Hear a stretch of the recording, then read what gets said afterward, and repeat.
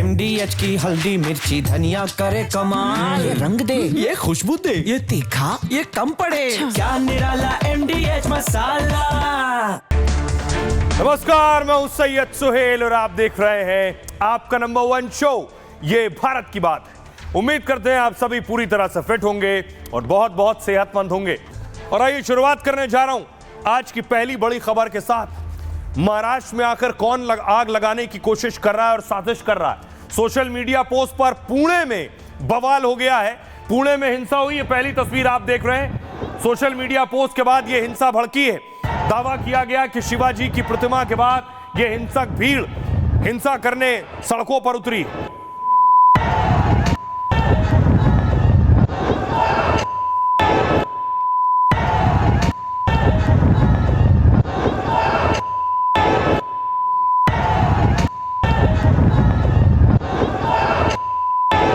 भीड़ सड़कों पर उतरी, प्रदर्शन कर रही थी, भीड़ हिंसक हो गई। भीड़ के हाथों में पत्थर थे और उसके बाद शुरू हुई पत्थरबाजी।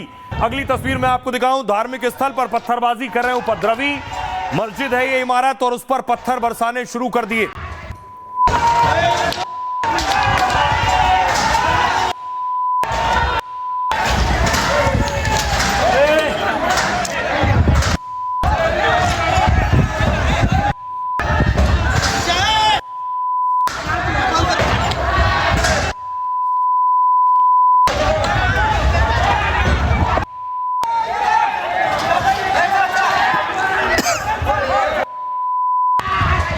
उसके बाद एक और तस्वीर आई मस्जिद की मीनार पर। ये नीचे आप देख रहे हैं भीड़ मीनार पर। उसके बाद किसी उपद्रवी ने चढ़कर झंडा फहराया है।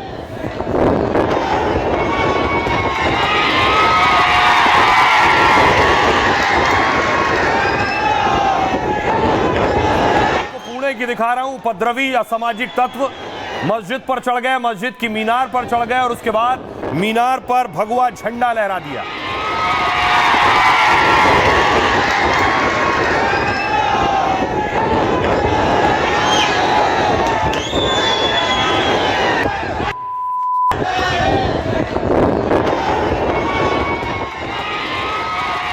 उसके बाद देखिए, उसके बाद उपद्रव और बढ़ा। सड़कों पर गाड़ियों को आग लगा दी गई, बाइक्स फूंक दी गई हैं।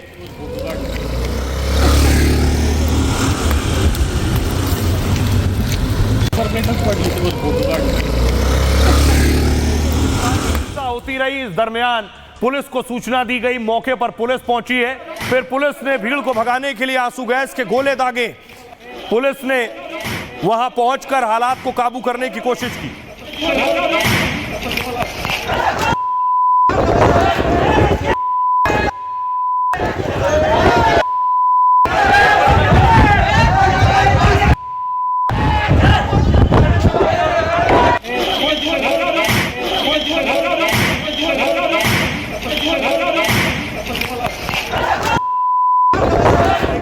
पुलिस वाले आपको नजर आ रहे हैं जिनके हाथ में लाठियां हैं। असामाजिक तत्वों को रोकने की पुलिस कोशिश कर रही है।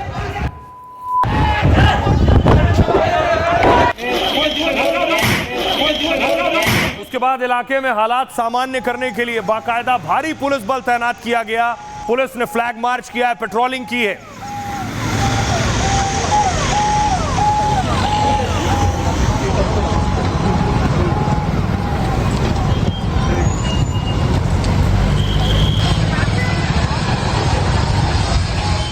अब आइए आपको बताऊं कि दरअसल महाराष्ट्र के पुणे में यह बवाल और हिंसा क्यों हुई, इसके पीछे वजह क्या है।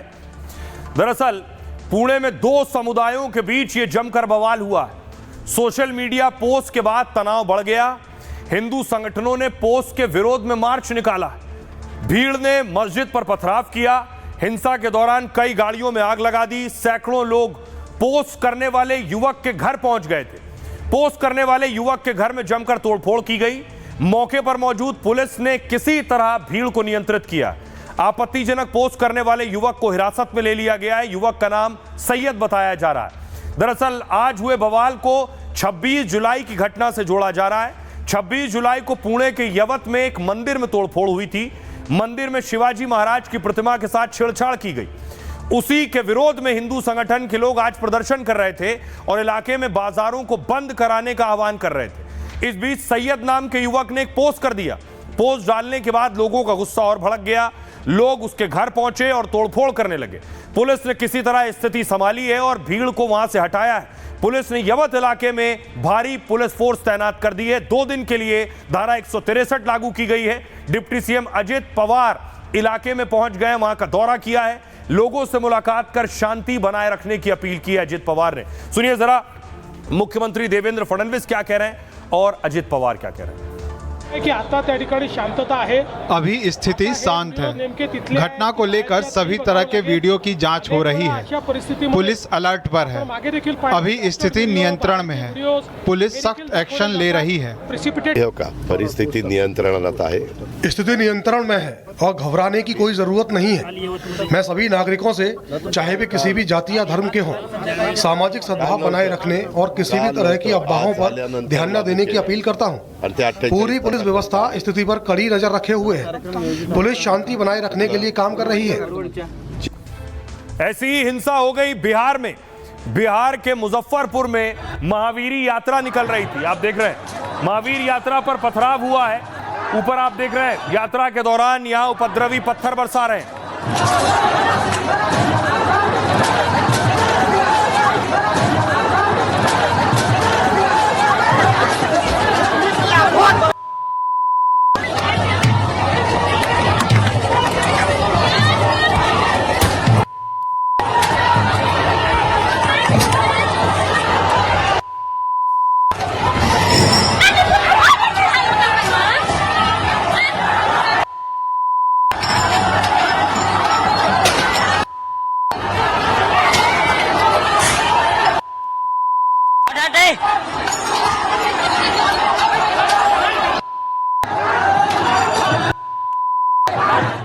और इस पत्थरबाजी के बाद आग लगा दी गई गाड़ियों में।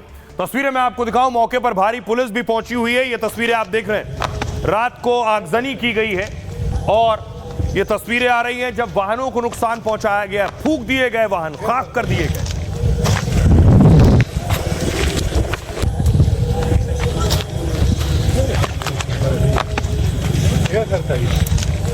आपको बताऊं कि बिहार में आखिर हुआ क्या, क्यों ये पत्थरबाजी हुई, कहां से पत्थरबाजी हुई, क्या पुलिस ने कार्रवाई की है।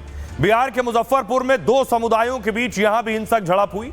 मीनापुर गांव में महावीर यात्रा निकाली जा रही थी। यात्रा के दौरान पुलिस भी लोगों के साथ साथ चल रही थी।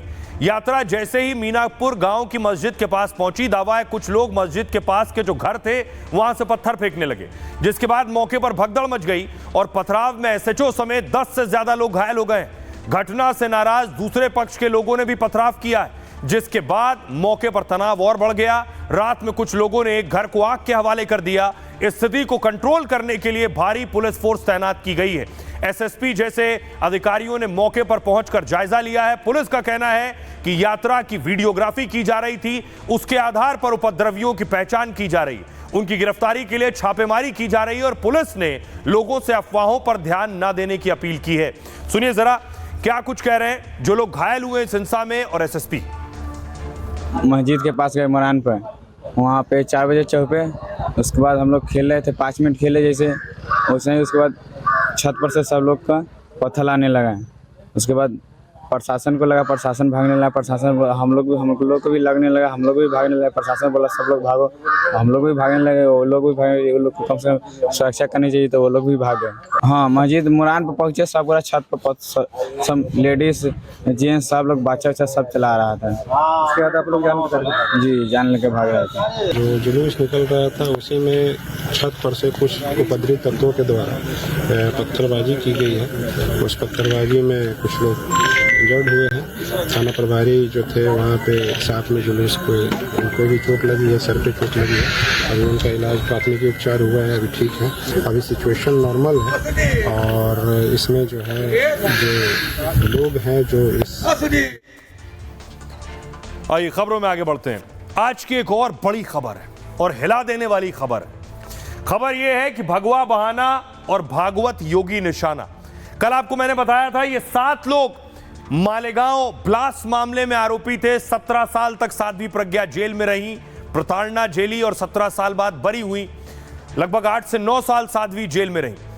अब इन्हीं आरोपियों में कुछ और को फंसाने की तैयारी थी। अगली तस्वीर में आपको दिखाऊं, दावा है कि मोहन भागवत को गिरफ्तार करना था इसी मामले में, संघ प्रमुख मोहन भागवत को, और योगी आदित्यनाथ को भी फंसाने की तैयारी थी। यानी दंगे में बड़े संघ नेता मोहन भागवत को और बीजेपी के नेता योगी आदित्यनाथ को भी लपेटे में लेना था। अगली तस्वीर दिखाऊं, ये कौन करने वाला था। ये आज की तस्वीर आप देख रहे हैं, योगी आदित्यनाथ आज काशी में थे, काशी विश्वनाथ में।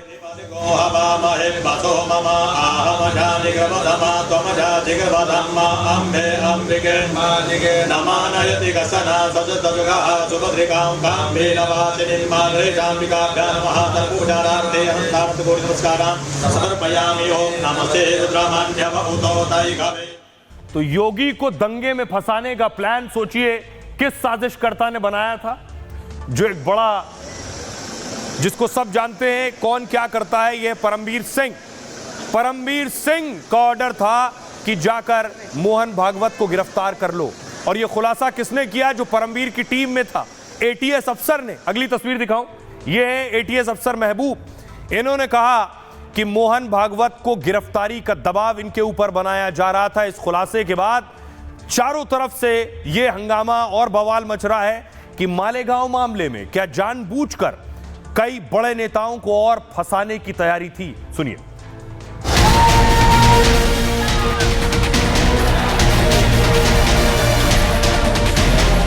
तो योगी आदित्यनाथ थे का नाम लेने के लिए मेरे ऊपर दबाव था। तो योगी आदित्यनाथ थे का नाम लेने के लिए मेरे ऊपर दबाव था। आदरणीय मोहन भागवत जी, इनको भी उठा के लाने के लिए आदेश था। आदरणीय मोहन भागवत जी, इनको भी उठा के लाने के लिए आदेश था। और मेरे को जो आदेश था वो परमवीर सिंह साहब का था। और मेरे को जो आदेश था वो परमवीर सिंह साहब का था। ये काम करते वक्त मेरे को रिवॉल्वर दिया गया था, सीक्रेट फंड में से मेरे को पैसा भी दिया गया था। मालेगांव धमाके पर फैसले के 24 घंटे के अंदर दो बड़े खुलासे हुए हैं। मोहन भागवत को उठाना था और योगी आदित्यनाथ को फंसाना था। संघ प्रमुख मोहन भागवत को दंगे के मामले में गिरफ्तार कर जेल भेजने की तैयारी थी। सवाल यह है कि परमवीर सिंह ने किसके कहने पर यह साजिश रची। राष्ट्रीय स्वयंसेवक संघ के अधिकारी पदाधिकारी, इनको टारगेट करने का षड्यंत्र था। और कई अधिकारी ऐसे थे कि जिन अधिकारियों ने बहुत प्रेशर आने के बावजूद ये स्पष्ट रूप से कहा कि हम इतना गैर कानूनी काम नहीं कर सकते। भागवत के साथ ही बीजेपी के फायर ब्रांड नेता योगी आदित्यनाथ को भी भगवा आतंकवाद में जेल भेजने की तैयारी थी। तो योगी आदित्यनाथ थे का नाम लेने के लिए मेरे ऊपर दबाव था। बार वो मुझे दबाव डाल के बोल रहे थे कि आपको बयान में ये देना पड़ेगा। बताया जाता था कि आप बताइए कि अभिनव भरत की फलाना मीटिंग इस शहर में हुई थी, वहां पे योगी जी आए थे, उन्होंने बोला था चलो आगे बढ़ो, हिंदुओं को ऐसे ही करना चाहिए, ये सब लिख के दे दो। ये अब सोचिए जरा कि आखिर मोहन भागवत को क्यों गिरफ्तार करने की तैयारी थी। क्या एटीएस जानबूझकर यह साजिश कर रही थी? इस साजिश के पीछे वजह क्या थी? मालेगांव धमाके के बाद यह बड़ी साजिश रची जा रही थी। आरएसएस चीफ मोहन भागवत को फंसाने की साजिश थी। मालेगांव धमाके में भागवत को गिरफ्तार करना था। परमवीर सिंह ने इसको लेकर आदेश जारी किया। उस वक्त एटीएस टीम में रहे अफसर महबूब ने खुलासा किया है मोहन भागवत को फंसाने की साजिश थी। जांच में मोहन भागवत का नाम नहीं था। हिंदू आतंकवाद की झूठी थ्योरी गढ़ने को कहा गया। महबूब साहब ने दावा किया कि भगवा आतंकवाद साबित करने को कहा गया। भागवत को गिरफ्तार करने के लिए नागपुर भेजा गया। इन्हें मुसलमान होने की वजह से गिरफ्तारी करने को कहा गया। भागवत को गिरफ्तार कर संघ को बदनाम करने का प्लान था। महबूब ने भागवत को गिरफ्तार करने से इनकार कर दिया। आदेश नहीं मानने पर महबूब को ही फंसा दिया गया। भागवत को गिरफ्तार नहीं करने पर इन्हें निलंबित कर दिया गया। परमवीर सिंह ने भगवा आतंक पर अमल न करने की सजा दी इन्हें। मालेगांव धमाके की जांच से जुड़े हुए थे परमवीर सिंह। परमवीर पर साध्वी प्रज्ञा ने भी आरोप लगाए थे। परमवीर पर 3rd डिग्री टॉर्चर के आरोप लगे थे। आईपीएस अधिकारी परमवीर ने महबूब पर दबाव डाला था। ब्लास्ट में मारे गए लोगों को चार्जशीट में जिंदा बताने को कहा था। और आपको बताऊं ये महबूब हैं कौन जो ये आरोप लगा रहे हैं कि उन्हें कहा गया था कि मोहन भागवत को गिरफ्तार करो, और ये परमवीर सिंह ने कहा था। ये है महबूब मुजावर महाराष्ट्र पुलिस और एटीएस से दरअसल जुड़े हुए थे। महबूब के परिवार का पुलिस विभाग से बहुत गहरा नाता है। मुजावर के पिता सब इंस्पेक्टर पद से रिटायर हुए। उनके दादा दूसरे विश्व युद्ध में जंग लड़ चुके हैं। महाराष्ट्र के सोलापुर के रहने वाले हैं महबूब। 1978 में मुजावर कांस्टेबल पद पर यह भर्ती हुए। 83 में ऑफिसर की परीक्षा पास की और इसके बाद पुलिस सब इंस्पेक्टर बन गए। 1984 में बतौर सब इंस्पेक्टर सतारा में इनकी पोस्टिंग हुई। मुजावर का परिवार समृद्ध और शिक्षित है। उनके 3 बेटे और 2 बेटियां हैं और उनके बच्चे डॉक्टर हैं पेशे से। साथ ही 9 साल पहले भी महबूब ने बड़ा खुलासा किया था। मालेगांव हमले के 2 संदिग्ध को मार गिराने का दावा किया। महबूब ने एटीएस पर इसका आरोप लगाया था। मुजावर के खिलाफ कई केस भी दर्ज किए गए थे, इस वजह से उन्हें सस्पेंड कर दिया गया था। सुनिए जरा ये खुलासा करने वाले महबूब क्या कह रहे हैं और अब सियासतदान क्या कह रहे हैं। आदरणीय मोहन भागवत जी, इनको भी उठा के लाने के लिए आदेश था। आदरणीय मोहन भागवत जी, इनको भी उठा के लाने के लिए आदेश। 7 से 8 महीने मैंने इसमें काम किया था और मेरे को जो आदेश था वो परमवीर सिंह साहब का था। मेरे को जो आदेश था वो परमवीर सिंह साहब का था। मोहन भागवत जी को लाने वाले थे और ये 2 लोगों का, ये दोनों से मुलाकात करा के कुछ भी भला बुरा हो सकता था, कुछ भयानक होने वाला था। महाराष्ट्र में से 10 कर्मचारी मेरे मदद के लिए दिए गए थे। रिवॉल्वर दिया गया था। उसके अलावा सीक्रेट फंड में से मेरे को पैसा भी दिया गया था कि जो खर्चे आएगा वो खर्चे के लिए पैसा भी दिया गया था। स्वयंसेवक संघ के अधिकारी पदाधिकारी इनको टारगेट करने का ये षड्यंत्र था और कई अधिकारी ऐसे थे कि जिन अधिकारियों ने बहुत प्रेशर आने के बावजूद ये स्पष्ट रूप से कहा कि हम इतना गैर कानूनी काम नहीं कर सकते। ऐसा कोई सबूत दूर दूर तक इनके खिलाफ नहीं है। इतनी बड़ी कॉन्स्पिरेसी है तो क्या एक इंस्पेक्टर को बताया जाएगा? ये कोई विश्वास कर सकता है? तो क्या देवेंद्र फडणवीस ये कहना चाहते कि रात को 9:30 बजे उनके कान में किसी ने बताया कि ऐसी साजिश है? एटीएस की कार्रवाई तो 2008 से चल रही है और आप आज बता रहे हैं। ये तो ध्यान भटकाने की सिवा क्या है? इसकी इतनी बड़ी कॉन्स्पिरेसी है तो क्या एक इंस्पेक्टर को बताया जाएगा? ये कोई विश्वास कर सकता है? तो क्या देवेंद्र फडणवीस ये कहना चाहते कि रात को 9:30 बजे उनके कान में किसी ने बताया कि ऐसी साजिश है? एटीएस की कार्रवाई तो 2008 से चल रही है और आप आज बता रहे हैं। ये तो ध्यान भटकाने की सिवा क्या है? महबूब जी ने खुलासा किया है कि उनके जो उच्च अधिकारी थे, जो वो एटीएस को हेड करते थे और जो सरकार के बड़े लोग थे, उन्होंने बहुत ज्यादा प्रेशर डाला था महबूब जी के ऊपर। सैफरन टेरर नैरेटिव को और आगे बढ़ाने के लिए आदरणीय सरसंघ चालक माननीय श्री मोहन भागवत जी को गिरफ्तार करना चाहिए। 17 वर्षों तक सेना, संत, सनातन और संविधान इनके ऊपर निरंतर आक्रमण किया, मगर सत्यमेव जयते। ये एक बहुत खतरनाक साजिश है और एक राष्ट्रवादी संगठन को आतंकवादी साबित करने की जो है वो षड्यंत्र चल रहा है और वो सच्चाई सामने आई है। अब देखिए जरा, मोहन भागवत को गिरफ्तार करने की पूरी तैयारी थी तो दूसरी तरफ खुलासा यह हुआ है कि योगी आदित्यनाथ भी रडार पर थे। योगी आदित्यनाथ को दरअसल कोशिश थी इस पूरे ब्लास्ट में फंसा देने की। कैसे योगी को फंसाना था, इसके लिए बार बार गवाहों पर दबाव बनाया जा रहा था। देखिए गवाह ने क्या कबूलनामा किया। 2008 ब्लास्ट केस में योगी आदित्यनाथ को फंसा देना था। धमाके में योगी को फंसाने के लिए कहा गया। मालेगांव केस के गवाह मिलिंद जोशी राव ने दावा किया है। जोशी पर योगी का नाम लेने का दबाव बनाया गया। सीबीआई के अफसरों ने जोशी पर यह दबाव बनाया। गवाह को हिरासत में टॉर्चर किया गया। मिलिंद ने कहा मुझसे बोले कि योगी का नाम लो। योगी को लेकर मनगढ़ंत कहानी गढ़ने को कहा गया। योगी का नाम ना लेने पर दबाव डालते थे। रात के 2 बजे उठा कर ले जाते थे। योगी के खिलाफ बयान देने का दबाव बनाते थे। इसको लेकर जोशी के परिवार को धमकी दी गई। योगी तब गोरखपुर से बीजेपी के सांसद हुआ करते थे और बीजेपी के फायर ब्रांड नेता थे योगी आदित्यनाथ। योगी को फंसाकर बीजेपी को घेरने की साजिश थी। यूपी जैसे बड़े राज्य में बीजेपी को झटका देने का प्लान था और धमाके के बाद 2009 में लोकसभा के चुनाव होने थे। केस में बरी किए गए लेफ्टिनेंट कर्नल पुरोहित का भी दावा है योगी आदित्यनाथ आरएसएस वीएचपी नेताओं का नाम लेने को उनसे भी कहा गया था। एनआईए अदालत में लिखित बयान में पुरोहित ने यह कहा था। जांच अधिकारी परमवीर सिंह, कर्नल श्रीवास्तव पर आरोप लगाए गए थे। सुनिए जरा उस गवाह को, मिलिंद जोशी, जो खुद इस बात की तस्दीक कर रहा है। जब इंटरोगेशन मेरा चल रहा था तो मुझे कुल 5 नाम दिए गए थे आरएसएस लीडर्स और ऑफ कोर्स बीजेपी के योगी आदित्यनाथ। तो सिर्फ योगी जी का नाम नहीं था, और 4 लोग थे जो आरएसएस के थे जिनका नाम वारंवार वो मुझे दबाव डाल के बोल रहे थे कि आपको बयान में ये देना पड़ेगा। मैं ये सच बात बताऊंगा कि योगी जी का नाम मुझे उस वक्त इतना पता नहीं था, वो बड़े लीडर है इतने ये मालूम नहीं था 2008 में। आज लोगों को लग रहा है कि आज मैं ये बोल रहा हूं, कांग्रेस के जो प्रवक्ता है वो भी बोल रहे हैं कि आज जो आरोप हो रहे हैं वो आज हो रहे हैं क्योंकि बीजेपी की सरकार आई। तो उनके लिए मैं बता दूं कि सारे के सारे विटनेसेस जो है, इन्होंने ये सारी कंप्लेंट्स ह्यूमन राइट्स पे 2009 और 2010 में ही की थी जब आपकी सरकार थी।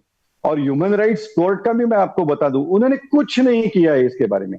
और इस तरह से कॉन्टेक्स्ट था कि मुझे बताया जाता था कि आप बताइए कि अभिनव भरत की फलाना फलाना मीटिंग इस शहर में हुई थी, वहां पे योगी जी आए थे, उन्होंने बोला था चलो आगे बढ़ो, हिंदुओं को ऐसे ही करना चाहिए, ये सब लिख के दे दो। ये कहानियां हमको डिक्टेट की जाती थी।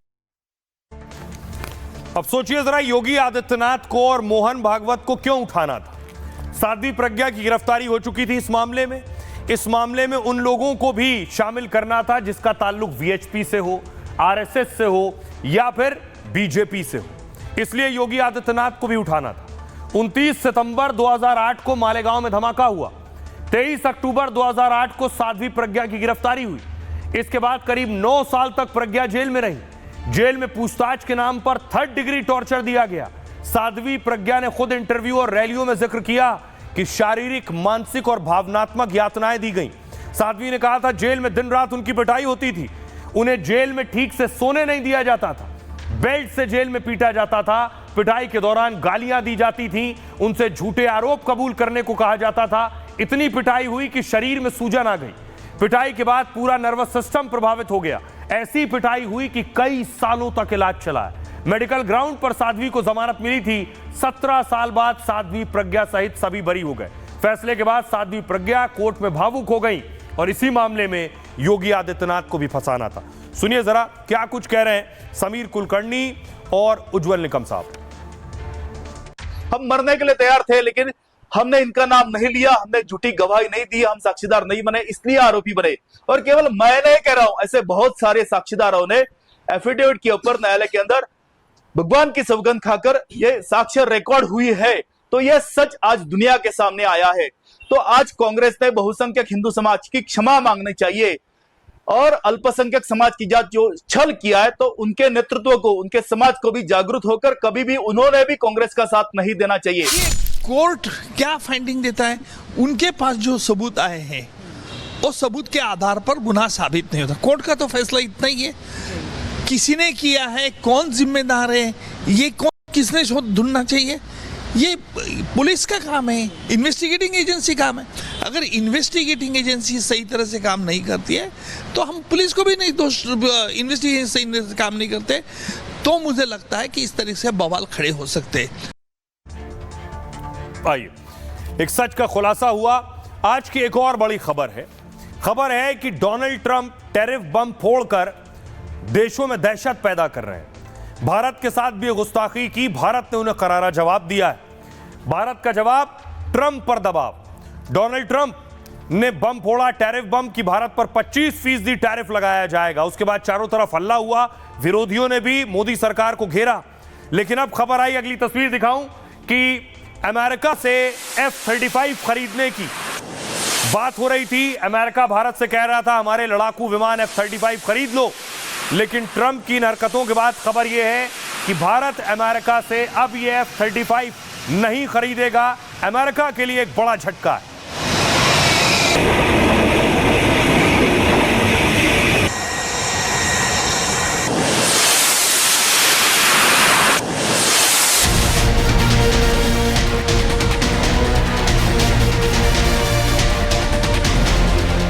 उनको जो है वो यहाँ की इकोनॉमी जीरो दिखाई पड़ती है, तो उनके दिमाग का हम कोई इलाज तो कर नहीं सकते। टैरिफ लगा है, कहीं ना कहीं हमारी इकोनॉमी को नुकसान होगा। राहुल जी ये विपक्ष नेता है, वो तो जरूर कहेंगे, वो तो ताने मार रही है इससे पहले से ही। ट्रंप के टैक्स बम से पहले भारत ने बड़ा धमाका कर दिया है। उसने बयान के बजाय एक्शन का ऐसा दम दिखाया है कि ट्रंप और अमेरिका सख्ते में हैं। भारत ने अमेरिका से F-35 जैसे हथियारों की डील करने से मना कर दिया है। खेती और डेयरी में भारत ने पहले ही ऐलान कर दिया कि देश हित से बड़ा कुछ नहीं।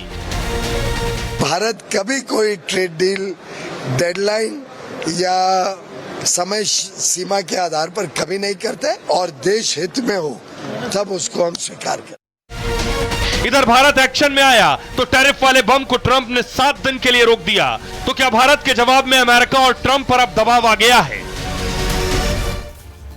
अब देखिए भारत ने अमेरिका को कैसे जवाब दिया है।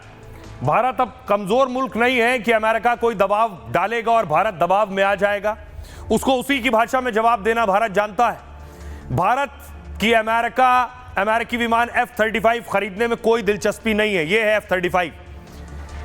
ट्रंप और जेडी वेंस तक मोदी को कह चुके हैं कि आप ये F-35 विमान, हमारा लड़ाकू विमान खरीद लीजिए।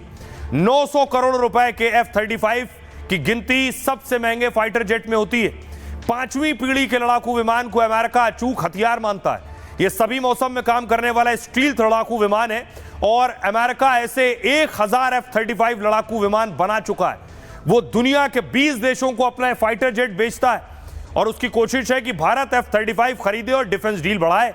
लेकिन रक्षा क्षेत्र में भारत सबसे ज्यादा डील रूस से करता है। रूस ने 5वीं जनरेशन का विमान सुखोई 57 देने की पेशकश भारत को की है। F-35 के मुकाबले इसकी कीमत बहुत कम है, 325 करोड़ है, ये 900 करोड़ का है। इसका रखरखाव F-35 से सस्ता होगा क्योंकि भारत में बनाने का प्रस्ताव भी है। मतलब रूस के लड़ाकू विमानों से जुड़ी सभी सर्विस भारत में हो सकेगी, जबकि F-35 की सर्विस से पार्ट्स तक के लिए अमेरिका पर निर्भर होना होगा। अब देखिए दूसरा झटका जो भारत ने दिया है खेती और डेयरी प्रोडक्ट से जुड़ा। टैरिफ और डील की धमकी पर मोदी सरकार ने कड़ा रुख दिखाया है। साफ कह दिया है हमारे लिए किसान और व्यापारी सबसे पहले हैं। भारत का डेयरी सेक्टर 8 करोड़ से ज्यादा लोगों को रोजगार देता है, इसलिए भारत अमेरिका से डेयरी प्रोडक्ट पर डील नहीं करना चाहता है। अमेरिका मक्का और सोयाबीन जैसी फसलों में भारत से बेचता है और अमेरिका GM फसलें उगाता है जो फसलों को कीड़े से बचाती है, लेकिन इससे मिट्टी और पारंपरिक फसलों को नुकसान हो सकता है। यानी भारत के आम किसान और खेतों को नुकसान हो सकता है। भारत ऐसी कोई डील नहीं चाहता जिससे 15 करोड़ किसानों पर असर पड़े। GM फसलें सस्ती होती हैं, इससे भारत के किसानों पर भी असर पड़ेगा। सुनिए जरा क्या कुछ कह रहे हैं, विदेश मंत्रालय का क्या कहना है और मुख्तार अब्बास नकवी क्या कह रहे हैं। हिंदुस्तान माई फ्रेंड ट्रंप करते ही रहे और ट्रंप ने सबसे बड़ा डंडा हमारे ऊपर चला दिया। क्या करेंगे पीयूष गोयल? ये देश के जनता को गुमराह कर रहे हैं। हिंदुस्तान की सारी इकोनॉमी को गिरवी रख दिया अमेरिका के सामने। हिंदुस्तान की इकोनॉमी की स्थिति बहुत ही खराब है। अब यहाँ आपको चमक दमक लगती है यहाँ दिल्ली में, आप यहाँ से निकल के जाइए देहात में, देहात 90% तो देहात में ही है। वहाँ क्या हालत है ये देखिए आप इकोनॉमिक। भारत और अमेरिका के बीच में एक कॉम्प्रिहेंसिव स्ट्रेटेजिक पार्टनरशिप है। ये ग्लोबल स्ट्रेटेजिक पार्टनरशिप हमारे इंटरेस्ट्स, हमारे लोकतांत्रिक मूल्यों और हमारे जो मजबूत पीपल टू पीपल टाइज, लोगों के बीच में जो आत्मीयता है, इस पे आधारित है। ये साझेदारी कई एक बदलाव और चुनौतियों का सामना कर चुका है। अभी हमारा फोकस है कि जो सब्सटेंटिव एजेंडा हम दोनों देशों ने तय किया है और हम जिसके कमिटेड हैं, उस पर हम केंद्रित रहें और ये हमारा विश्वास है कि साझेदारी आगे बढ़ती रहेगी। भारत तमाम तरह की दुनिया के संकटों और कंटकों को पछाड़ करके, जब पूरी दुनिया में जो है वो हाहाकार मचा हुआ है, आर्थिक तंगी और मंदी का दौर चल रहा था, पेंडेमिक का दौर चल रहा था, युद्ध का दौर चल रहा था, क्लाइमेट चेंज की तमाम तरह की चुनौतियां थी, उन तमाम चुनौतियों को पछाड़ते हुए भारत की अर्थव्यवस्था मजबूत भी रही है और महफूज भी रही है। इसलिए जो है वो जिनको जो है वो यहाँ की इकोनॉमी जीरो दिखाई पड़ती है तो उनके दिमाग का हम कोई इलाज तो कर नहीं सकते। ट्रंप ने न सिर्फ 25% टैरिफ लगाया, बल्कि ट्रंप ने कहा भारत की जो अर्थव्यवस्था है वो डेड है। राहुल गांधी ने फौरन हाँ में हाँ मिलाया, कहा ट्रंप बहुत सही कह रहे हैं, बिल्कुल सही कह रहे हैं, भारत की जो अर्थव्यवस्था है वो मृत हो चुकी है, डेड हो चुकी है। लेकिन आपको जानकर ताज्जुब होगा कि भारत की इस डेड इकोनॉमी में, मृत अर्थव्यवस्था में राहुल गांधी की संपत्ति कितनी तेजी से बढ़ी है। यह भी अपने आप में अद्भुत उदाहरण है। ट्रंप भी कह रहे हैं डेड इकोनॉमी इंडिया की और राहुल भी कह रहे हैं डेड इकोनॉमी। 2014 में राहुल की कुल संपत्ति 9 करोड़ 40 लाख रुपए थी जब मोदी सरकार में आए, उससे पहले तक। 2024 तक बढ़कर यह संपत्ति हो गई है 20 करोड़ 40 लाख, 9 करोड़ से 20 करोड़, यानी 10 साल में उनकी संपत्ति 117 गुना 117% तक बढ़ गई है। 2014 में राहुल के शेयरों की कीमत 83 लाख थी, जो 24 में बढ़कर 8 करोड़ 30 लाख रुपए हो गई, यानी डेड इकोनॉमी में राहुल को 10 गुना रिटर्न मिला है।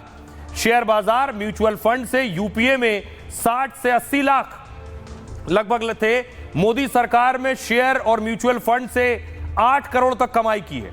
राहुल गांधी देश की इकोनॉमी को अब डेड बता रहे हैं, लेकिन उन्होंने यूपीए से ज्यादा निवेश एनडीए शासन में किया है। यूपीए काल में राहुल गांधी ने करीब 81 लाख रुपए निवेश किए।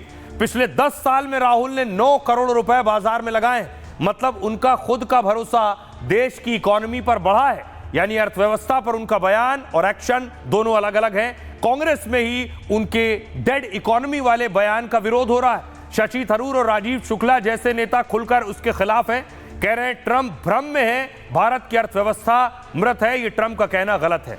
सुनिए जरा राहुल गांधी क्या कह रहे हैं और उन्हीं के साथी क्या कह रहे हैं। आपको ये मालूम नहीं है कि इंडियन इकोनॉमी डेड इकोनॉमी है? कोई कंफ्यूजन है आप में? पूरी दुनिया जानती है कि Indian economy is dead economy और बीजेपी ने इकोनॉमी को खत्म कर दिया है। भारत की इकोनॉमी डेड नहीं, जो हमने आर्थिक सुधार किए जब नरसिम्हा राव जी और मनमोहन सिंह जी थे, उसके बाद उस आर्थिक सुधारों को आगे वाजपेयी जी ने भी बढ़ाया और उसके बाद मनमोहन सिंह जी ने 10 साल में जो मजबूती प्रदान की और उसके बाद वर्तमान सरकार ने भी जिसमें काम बढ़ाया, तो हमारी आर्थिक स्थिति कहीं से भी कमजोर नहीं है। तो इसलिए हम आर्थिक रूप से कोई हमें कहे कि हमें खत्म कर देगा, उसकी गलत फहमी है। राहुल जी कहते हैं तो मुझे कोई बड़ा आश्चर्यचकित नहीं मैं, क्योंकि राहुल जी ये विपक्ष नेता हैं, वो तो जरूर कहेंगे, वो तो ताने मार रही है सब पहले से ही। लेकिन जहाँ तक हमारी आज ये सवाल है कि हमारी देश की आज़ादी के बाद हमने जितनी तरक्की की है, और बहुत तरक्की है, आज सेल्फ मेड इन इंडिया हमने दिखा दिया, ऑपरेशन सिंदूर में भी दिखा दिया कि हम किस प्रकार काम कर सकते हैं। कहीं ना कहीं जिस तरह डोनाल्ड ट्रंप जो प्रेसिडेंट हैं यूएसए के, उनका जो बयान आया है और जिस तरह उन्होंने भारत की इकोनॉमी को डेड कहा है, कहीं ना कहीं ये सब बातें छुपाने के लिए, और जिस तरह टैरिफ लगाया गया है लगभग 25% जो टैरिफ लगा है, कहीं ना कहीं हमारी इकोनॉमी को नुकसान होगा, हमारे देश के जो कारोबारी है, जो ट्रेडर्स है, उनका ये नुकसान होगा। आपको बताएंगे कि टैरिफ होता क्या है, और टैरिफ सिर्फ भारत पर नहीं लगा है। ट्रंप ने दुनिया के लगभग 90 से ज्यादा देशों पर टैरिफ लगाया है, ये सारे देश उसमें शामिल हैं। देखिए जरा किस पर कितना टैरिफ लगाया गया है और ट्रंप को टैरिफ से फायदा क्या हो रहा है। टैरिफ से अमेरिका मालामाल हो रहा है।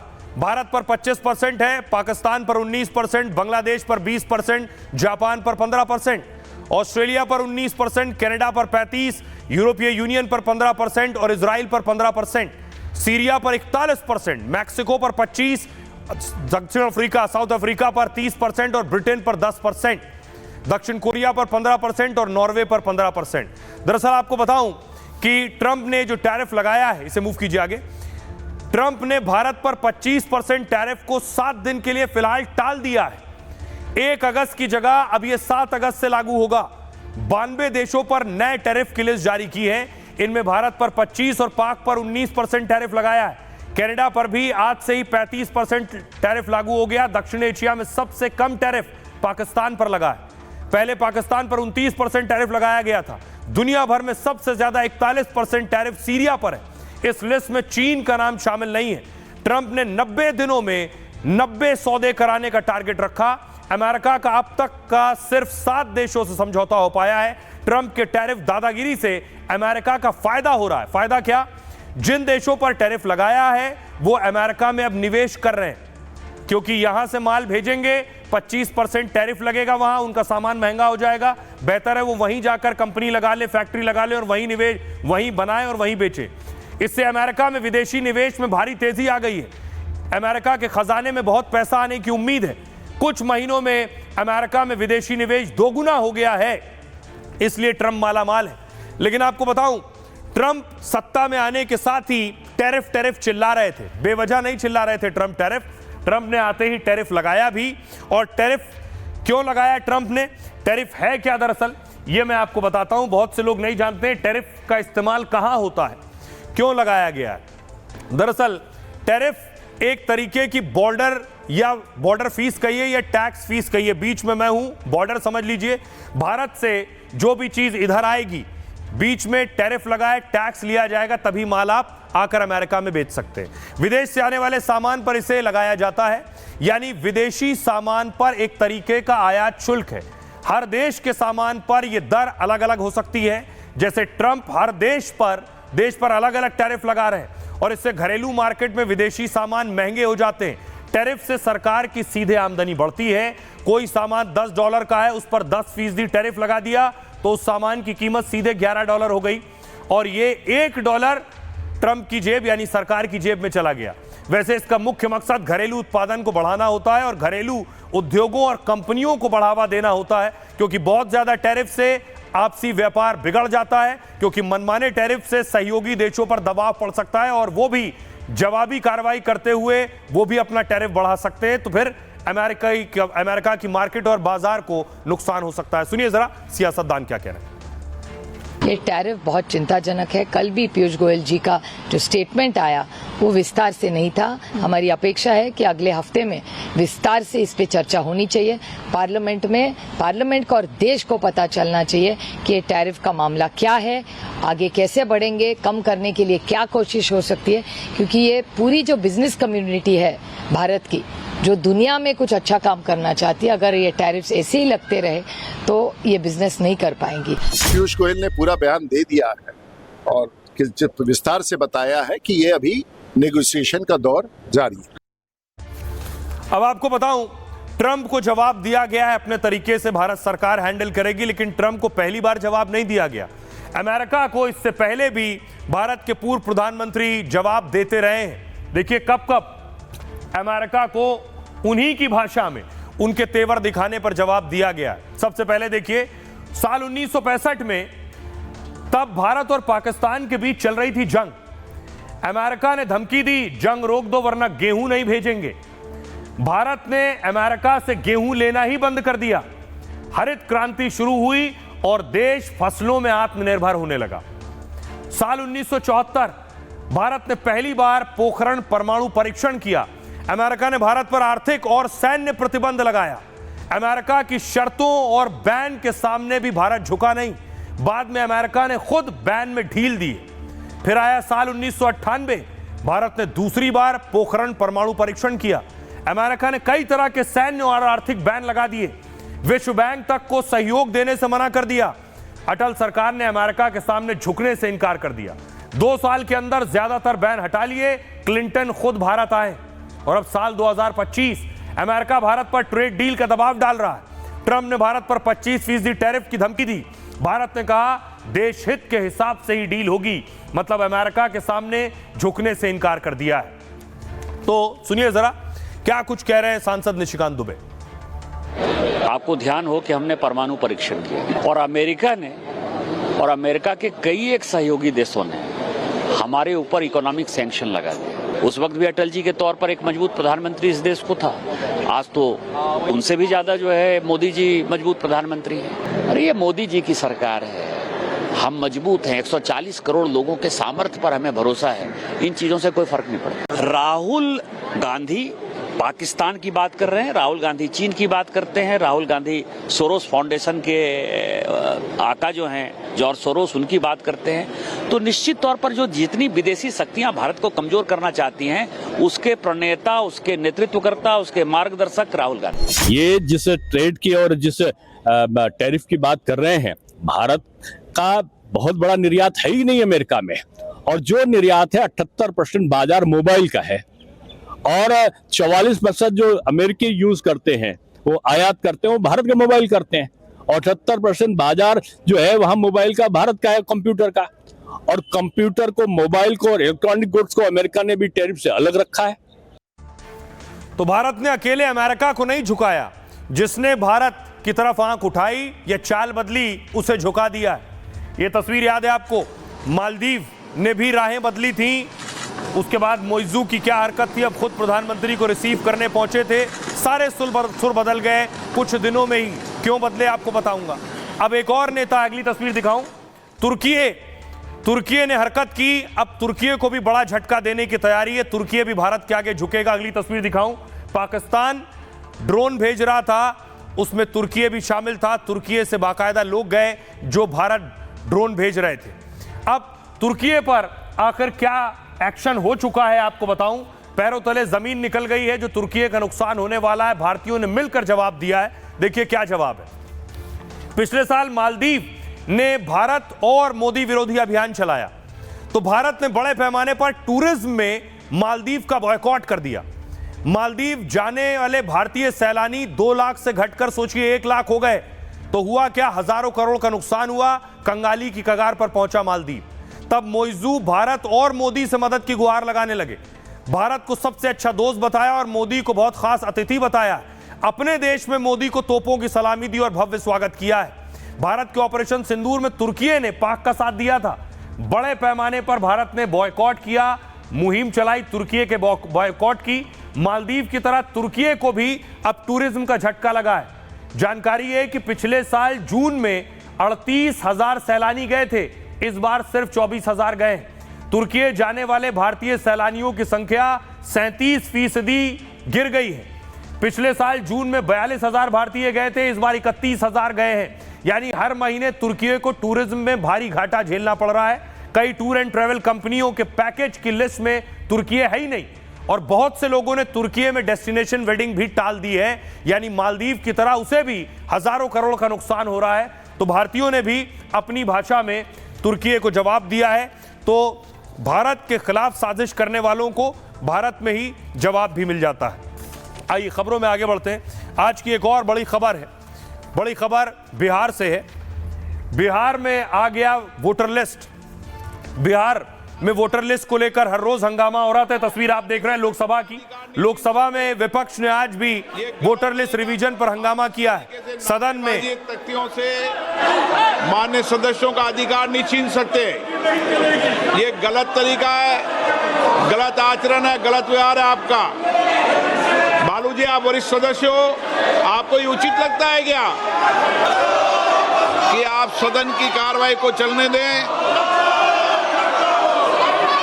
मान्य सदस्यों के प्रश्नकाल के समय आपको दिखाऊं। उसके बाद देखिए राज्यसभा में भी आज हंगामा हुआ। ये राज्यसभा की तस्वीर आप देख रहे हैं वोटर लिस्ट रिवीजन पर, क्योंकि आज वोटर लिस्ट आनी थी।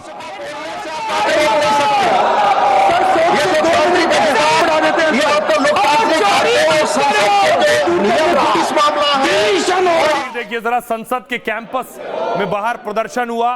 कांग्रेस और सहयोगी दलों ने प्रदर्शन किया।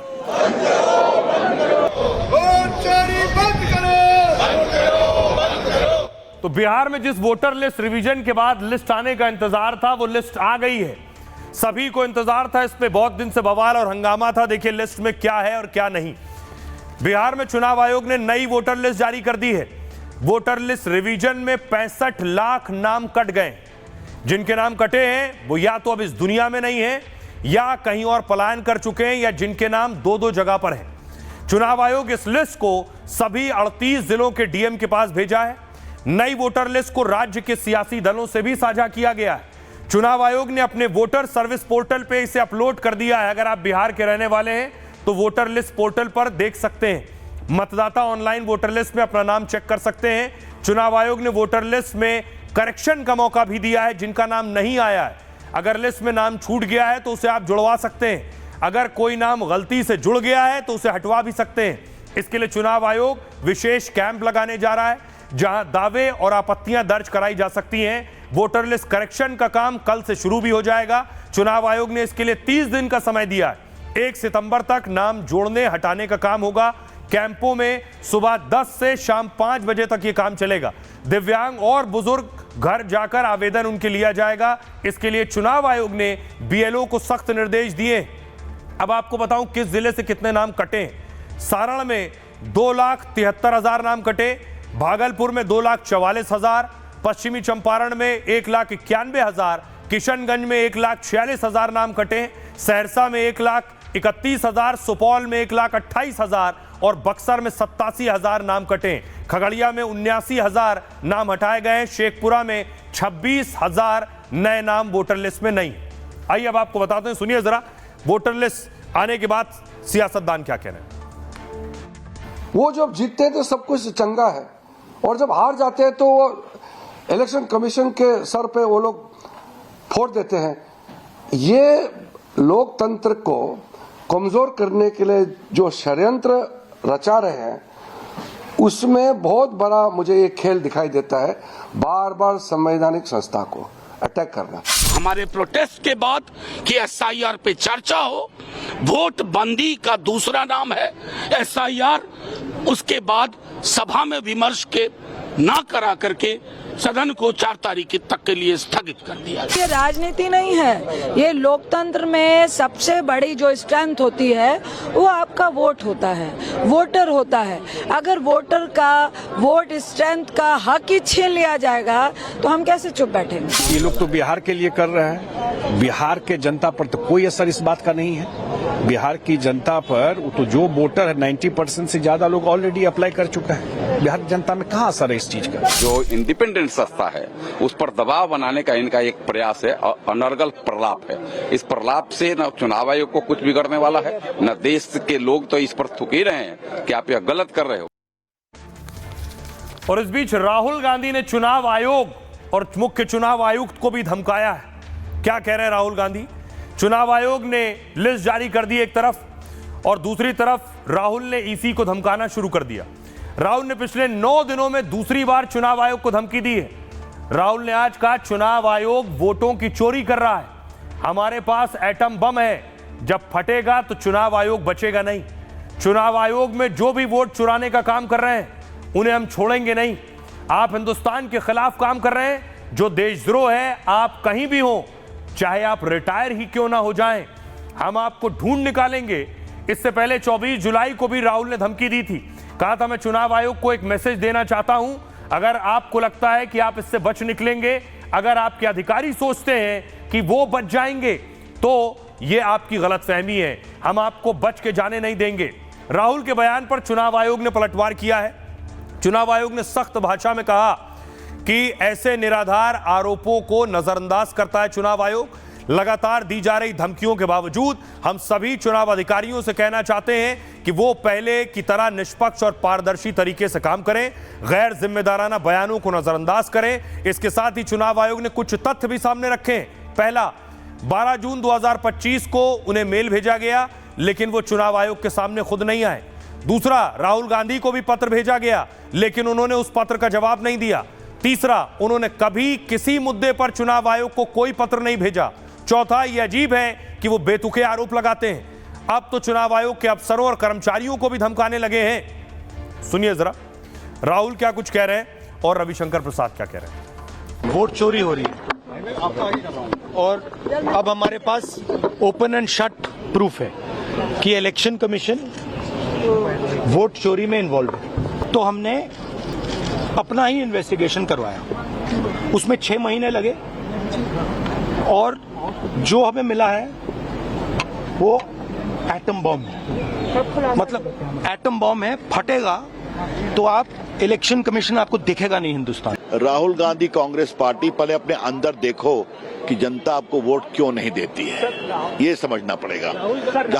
जहां तक सवाल है एसआईआर का, 99.9% लोगों ने भरा है बिहार में फॉर्म, उसमें क्या निकला है, 20 लाख से अधिक लोग मरे हुए हैं, 30 लाख लोग एक स्थान से दूसरे स्थान पर चले गए हैं। तो क्या कानून तो यही ना है कि जो वोटर होगा वही वोट देगा, जो उस क्षेत्र में रहता है वही वोट देगा, जो एक स्थान से 2 स्थान पर वोटर है तो उसका कटेगा। तो ये कार्रवाई हो रही है तो आपको परेशानी क्यों हो रही है? क्या इसी तरह के जाली मतदाताओं के आधार पर जीतना चाहते हैं ये लोग? तो कभी नहीं होगा, ये स्पष्ट जाने राहुल गांधी। आप जितना प्रूफ लाएं, जो बेबुनियाद प्रूफ होगा, अरे कभी तो सीधी बात करो राहुल गांधी। तो बिहार में वोटर लिस्ट रिवीजन हो गया, कोलकाता और बंगाल में वोटर लिस्ट रिवीजन होना है, लेकिन कोलकाता से देखिए एक मॉडल पकड़ी गई है। ये मॉडल है बांग्लादेशी और कोलकाता में पकड़ी गई हैं। इनके पास आधार कार्ड भी मिला है, भारत का, इनके पास पैन कार्ड भी मिला है भारत का, है बांग्लादेशी। अगली तस्वीर दिखाऊं मैं आपको, ये है इनका आधार कार्ड। आधार कार्ड में लिखा है शांता पॉल। शांता पॉल बांग्लादेशी होने के बाद भारत का आधार भी बनवा लिया इन्होंने, और बांग्लादेशी होने के बावजूद पैन भी इनके पास है, वोटर आईडी भी इनके पास है। अब इन्हें पकड़ा जा चुका है और आगे की जांच हो रही है कि आखिर कौन लोग हैं जो बांग्लादेशियों को यहां बसा रहे हैं। कोलकाता पुलिस ने बड़ी कार्रवाई की है। पुलिस ने एक बांग्लादेशी एक्ट्रेस को अरेस्ट किया। बांग्लादेशी एक्ट्रेस शांता पॉल अवैध तरीके से भारत में रह रही थी। खबर है कि शांता पॉल 2023 से किराए के मकान में रह रही थी। कोलकाता में किराए के मकान में शांता के साथ एक युवक भी रहता था। पुलिस सूत्रों के मुताबिक शांता पॉल बगैर वीजा के भारत आई। अभिनेत्री शांता पॉल बांग्लादेश की 22 साल की रहने वाली है। उनके पास से भारत के कई अहम दस्तावेज बरामद हुए हैं। वोटर कार्ड, राशन कार्ड मिल गया, आधार कार्ड, बांग्लादेशी पासपोर्ट भी है, ढाका बोर्ड का परीक्षा प्रवेश पत्र भी, और रिजेंट एयरवेज का कर्मचारी कार्ड है। गिरफ्तारी के बाद शांता को कोर्ट में पेश किया गया, जिसे कोर्ट ने 8 अगस्त तक पुलिस कस्टडी में भेज दिया है। पुलिस ने ईसी और यूआईडीआई पर और फूड डिपार्टमेंट से दस्तावेज मांगे हैं। ये शांता पर एक्शन हुआ है। अब आपको बताऊं शांता है कौन। पुलिस ने एक्शन लिया है, लेकिन शांता मॉडल है, एक्ट्रेस है और कई फिल्में भी भारत में कर ली हैं। 2019 में शांता ने करियर की शुरुआत की। सबसे पहले मॉडलिंग हंट कंपटीशन में हिस्सा लिया। फ्रेश लुक नाम की एक मॉडल हंट कंपटीशन जीता उन्होंने। Shanta Paul miss beautiful eyes का खिताब भी जीत चुकी हैं। उसने मिस एशिया ग्लोबल कंपटीशन में भी हिस्सा लिया है। इस प्रतियोगिता में 24 देशों की मॉडल शामिल हुई थी। इस प्रतियोगिता में वो टॉप 5 तक पहुंची थी। देश विदेश में कई ब्रैम्बॉक में भी शामिल हो चुकी हैं। शांता पॉल कई टीवी एड्स में भी नजर आ चुकी हैं। शांता पॉल ने टीवी एंकर के तौर पर काम किया और मॉडलिंग और एंकरिंग के अलावा उसने एक्टिंग भी की है। ताज्जुब की बात यह कि शांता ने बांग्ला और दक्षिण की फिल्मों में काम भी किया है। आइए खबरों में आगे बढ़ते हैं। आज की एक और खबर है। पिछले कई दिनों से बवाल और हंगामा हो रहा है एसएससी को लेकर। सवालों में एसएससी, ये तस्वीर आप देख रहे हैं। दिल्ली में एसएससी छात्रों ने प्रदर्शन किया। छात्रों ने प्रदर्शन किया और प्रदर्शन के साथ साथ छात्रों ने कहा उनकी मांगे मानी जाए। अगली तस्वीर दिखाऊं मैं। दूसरी तस्वीर देख रहे हैं आप, छात्रों का हंगामा जब पुलिस बल वहां मौके पर पहुंचा था। अगली तस्वीर देखिए जरा। उसके बाद पुलिस ने छात्रों को वहां से हटाया है। आपको बताऊं एसएससी को लेकर आखिर छात्र बवाल क्यों कर रहे हैं, किस बात को लेकर यह हंगामा है। दरअसल एसएससी यानी स्टाफ सिलेक्शन इन दिनों विवादों में है। दिल्ली में आज भी एसएससी के खिलाफ अभ्यर्थियों में गुस्सा दिखा। गुरुवार को बड़ी संख्या में अभ्यर्थी एसएससी दफ्तर के सामने जमा हुए थे। देश के कोने कोने से ये छात्र दिल्ली चलो नारे के साथ दिल्ली पहुंचे, जिसे रोकने के लिए पुलिस को छात्रों पर हल्का बल प्रयोग करना पड़ा। पुलिस ने कई छात्रों समेत प्रदर्शन कर रहे शिक्षकों को भी डिटेन किया, जिनका वीडियो सोशल मीडिया पर खूब वायरल हो रहा है। दरअसल एसएससी के काम करने के तरीके से छात्रों में गुस्सा है। छात्रों का कहना है कि भविष्य के साथ उनके खिलवाड़ हो रहा है। इस लायक नहीं है क्योंकि उनका मानना है कि हम लोग इस लायक नहीं है कि हम लोग बच्चों की आवाज उठा सके। अच्छा, ठीक है। सारे देश के सब लोग आके घसीट के लेके जा रहे हैं। परीक्षा केंद्र का गलत आवंटन होता है। छात्रों का कहना है अभ्यर्थियों को दूर के राज्यों में सेंटर दिया जाता है। जैसे कानपुर के छात्र का सेंटर बेंगलुरु मिल गया, जबकि जयपुर के छात्र को अंडमान निकोबार भेज दिया गया। परीक्षा सेंटर पास के किसी 3 सेंटर में एक होना चाहिए। पहले एडमिट कार्ड 4 दिन पहले मिल जाता था, अब एसएससी केवल 2 दिन पहले एडमिट कार्ड भेजता है। कई छात्रों को 2 दिन पहले भी एडमिट कार्ड नहीं मिलता। छात्रों में परीक्षा के दौरान तकनीकी खामियों पर भी गुस्सा है। छात्रों का कहना है कि एग्जाम के दौरान सिस्टम काम नहीं करता, कंप्यूटर क्रैश हो जाता है, कंप्यूटर के माउस तक नहीं चलते, अचानक स्क्रीन ब्लैकआउट हो जाती है, सर्वर डाउन हो जाता है। छात्रों का गुस्सा एग्जाम कराने वाली एजेंसी को लेकर भी है। छात्रों का कहना है कि परीक्षा का ठेका नई कंपनी को दिया गया। एडुपिटी एजेंसी ने एसएससी सिलेक्शन फेज 13 की परीक्षा कराई, जो ब्लैकलिस्टेड कंपनी है और इसका नाम व्यापम घोटाले में जुड़ चुका है। इससे पहले टीसीएस इन परीक्षाओं का प्रबंधन किया करती थी। तो छात्र कह रहे हैं उनकी मांगों को माना जाए। इस दरमियान एक और खबर आई। खबर यह कि छांगुर को पाकिस्तान से फंडिंग हुई है। छांगुर ने खुद इस बात को स्वीकारा है। सुनिए जरा छांगुर क्या कह रहे हैं आज मीडिया के सामने। जब जा रहे थे तब सवाल पूछा गया। हमको फंसा रहा वसीउद्दीन मोहम्मद अहमद और संतोष सिंह। ये तो क्यों फंसा रहे हैं आप? ये फंसा रहे हैं, पैसे के मांग कर रहे हैं 60 लाख रुपया। हम नहीं कराए कभी। आप पे तो इतने सारे आरोप लगे, सब झूठ है। ऐसा कैसे हो सकता? कुछ तो सच्चाई होगी। कुछ नहीं सच्चाई, मैंने एक नहीं कराया है। और अब बारी आज के सूत्र की। अगर आप इस बात को लेकर तनाव में हैं कि आपको जिंदगी में कोई मौका और मकसद नहीं मिल रहा है, तो आपको निराश होने की बजाय मशहूर हास्य अभिनेता जॉनी वॉकर साहब से सीखना चाहिए। सोचिए, इंदौर में जन्मे जॉनी वॉकर का असली नाम बदरुद्दीन जमालुद्दीन काजी था। बचपन से उन्हें हंसाने और एक्टिंग का शौक था, लेकिन परिवार में इतनी गरीबी थी कि पढ़ना और एक्टिंग की ट्रेनिंग लेना बस में ही नहीं था। परिवार चलाने के लिए वो सड़क पर फेरी लगाते और सामान बेचा करते थे। तरह तरह के लोगों से मिलना और उनसे बात करना उनके लिए एक्टिंग की पाठशाला जैसा था। थोड़े दिन बाद मुंबई पहुंच गए। मुंबई में बेस्ट की बस में उन्हें कंडक्टर की नौकरी मिल गई। उन्हें बहुत खुशी हुई कि अब मुंबई के सारे रास्ते घूम लूंगा, समझ जाऊंगा और यह भी पता चल जाएगा कि कौन सा स्टूडियो कहां है। फिल्म का ख्याल मन में पाले वो अनोखे अंदाज में बस में टिकट काटते थे। वो कभी किसी फिल्मी हीरो की नकल करते थे, कभी नशे में चूर आदमी की एक्टिंग कर सबको हंसाते थे। एक दिन की बात है जब बस में मशहूर अभिनेता बलराज साहनी सवार हुए। वो उनकी एक्टिंग से बहुत प्रभावित हुए और मशहूर निर्देशक गुरुदत्त साहब से इन्हें मिलवा दिया। बस यहीं से शुरू हो गया कॉमेडी किंग का सफर।